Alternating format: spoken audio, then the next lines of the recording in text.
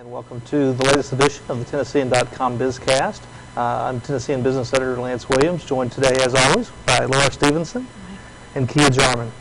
Thank you both for joining us today. Happy New Year. Happy New Year to you. It's that time of year.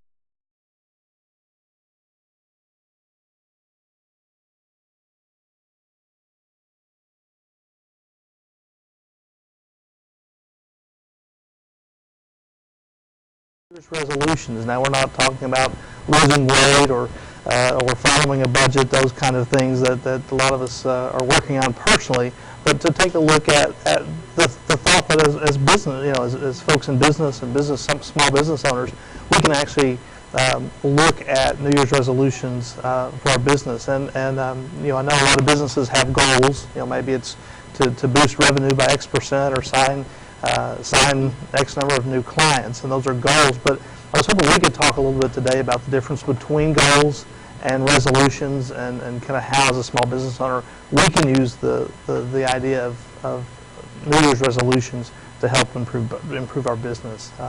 So, Kim, maybe I'll start with you and talk a little bit about kind of the difference between goals and resolutions, and kind of how you start that process of figuring out how to set resolutions for your business. Well, I'm probably a little bit different, and I do believe that most times when we put the word resolution in front of it, that it's more than likely we're not going to do it. So I like the idea of the word goals, because then at least you can hit something. So I kind of resolved to not set resolutions, but to more or less set those goals that I'm going to absolutely hit and I'm going to hold myself accountable for. And the best way to do that is really to put some buy dates beside those, kind of like your expiration dates, kind of like milk. You want it to be done by a certain date. That will really make sure that you keep on target with it, more than just making these resolutions of kind of grandeur. That, I think I'm going to do the following things, or I'm going to make $10 million in the next year. That may not be so attainable. What are the goals that are going to get you to maybe the overall objective of your company? So that's what I believe. Very good. Lora, what about you in terms of this concept of goals versus resolutions? Really, I'm a big believer in habits. So I try to tie habits to very few and very well-defined goals rather than resolutions. As Kia said, I really like ZenHabits.com. It's a great resource for people who are looking to make changes in their business as well.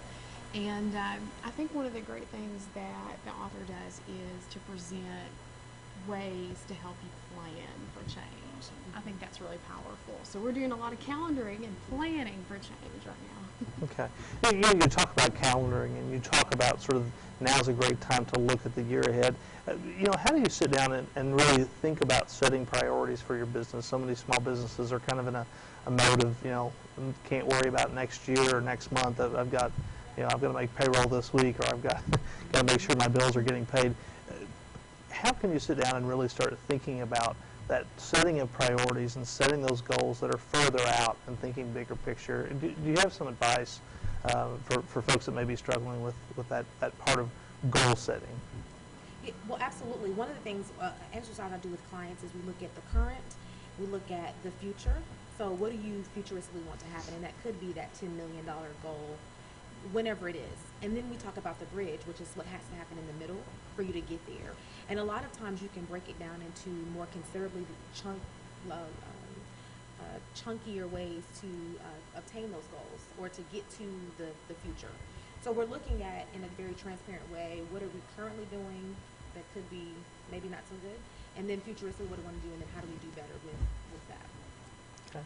I think I was really fortunate when I was younger to work with a potato chip manufacturer, and I had an executive there that told me a lot of the details that he knew from years of experience making and shipping potato chips.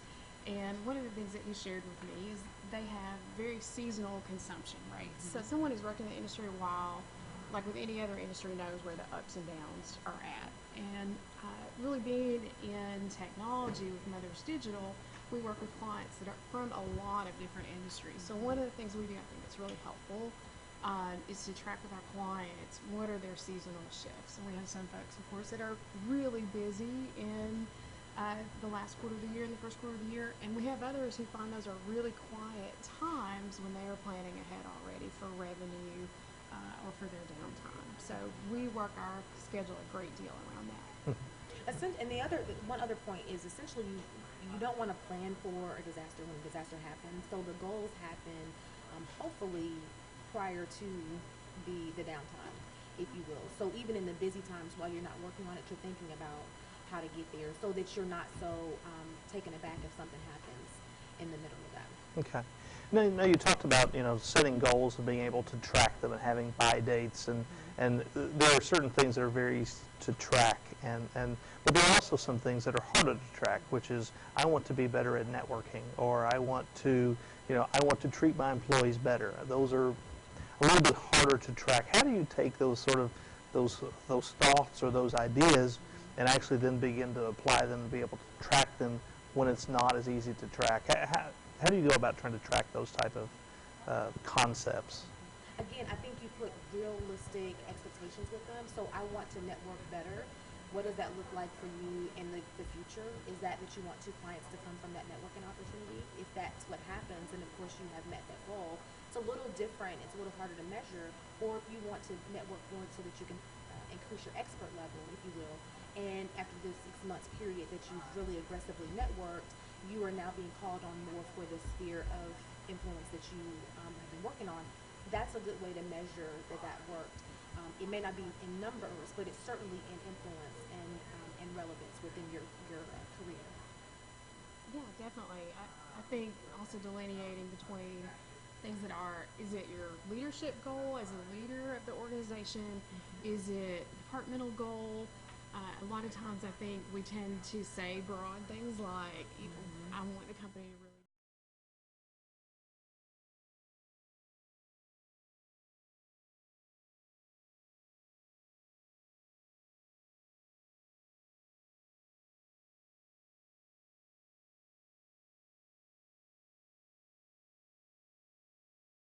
happen so that we can talk about whether this can be an organizational goal. Absolutely. I encourage you to write everything down, though. The other idea is there's a website called FutureMeorg, and there are a few of them out there, but it allows you to write an email to yourself that then comes in 6 months or whenever you designate. So if you write something to yourself today and then in 6 months, you look at it and it says, okay, I've done all these goals. It's a good way to, so the moving line doesn't change. Sometimes we move those goals, but if you have that email come to your future self, then you're a little more inept to hold yourself accountable for that. Got you. Although if your goal is to clean out your inbox, which is many of our goals, but I will say that's a great point though. One of my goals that I was doing over the holiday or 2 weeks was to create templates, so systems for our company, and so one of them was email templates because I probably respond the same way to half of the emails. So I've created these templates to give a sample so that way that someone else in the office can send the email within my voice and my tone. Oh, wow. And so that's a good way in which you can create a system.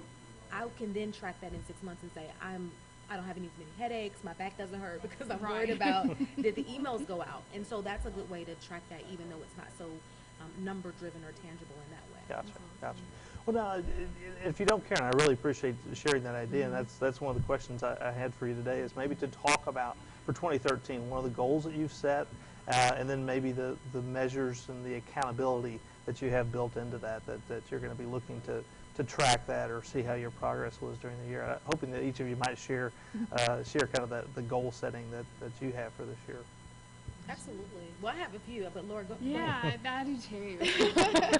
And that actually led Mothers Digital to our first goal, which was really focused. We're at a point now where I wouldn't even call us a small business yet. We're really a startup at this point. And I know, again, from my experience in the past as a small business owner, focus is probably one of the top challenges. And the second is cash and money management. Again, primarily because there's just always something to do. So part of the way I know for me personally that's effective, and our team talked about, we're using the computer to remind us. So I have set times each day where I'm literally having the computer remind me, are you focused? Do you know what you're doing today? And it's really, right, it's mental, and it's checking myself. But just simply that prompt a lot of times will make me reset and go, oh my God, I've spent 3 hours on my inbox, right, replying to emails, when what I really needed to be doing for the company was this. And we're really doing the same thing. We just set up reminders for the whole team ahead of time. This is the date and time when we're going to stop and say, okay, did we do what we intended, or have we been reactionary? So I think that just being really conscious of it as a group and individual is helpful. Very good. Absolutely. As a company, we're really focused on systems, and kind of to the same point, really looking at every single system, specifically sales system, customer experience, and how people are flowing through our sales team. And what happens is when you have a short amount of human capital, then you have to have those systems in place. And so as a boutique agency, we have this very small, intimate team that have to function on a 30-person inventory of things to do. Hats often. Absolutely. So creating those systems and really figuring out how do people go through the entire process with us. Those templates are a part of that, as I talked about with the emails, but also the proposal templates. I know what type of business we're doing, so I put those proposals in place that I can put those out to the to people who need them. So creating those type of systems is really helping us to stay more focused. To your point, to make sure that we're doing the right things and servicing our customers and clients the most effective way in 2013. Thank you. Thank you so much. Great advice, and I'm going to be excited to see how your goals play out this year. And as always, thank you so much for joining us for today's BizCast. We are on every Tuesday at 3 p.m. And of course, you can find replays on the website. And please join us for the Tennessean.com's other webcast that we have Monday through Friday. And you can always check out our times on the website. Again, thanks so much, and we'll see you next week.